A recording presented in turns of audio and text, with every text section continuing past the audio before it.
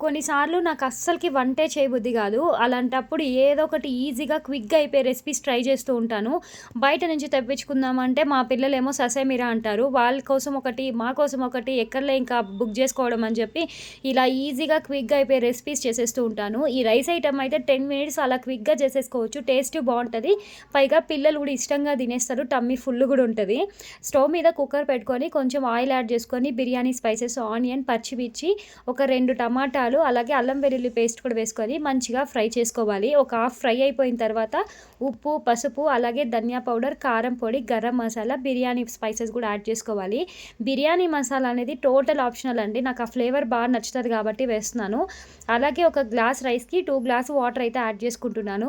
పుదీనా, కొత్తిమీర, అలాగే ఒక స్పూన్ ఘీ కూడా యాడ్ చేసుకోవాలి.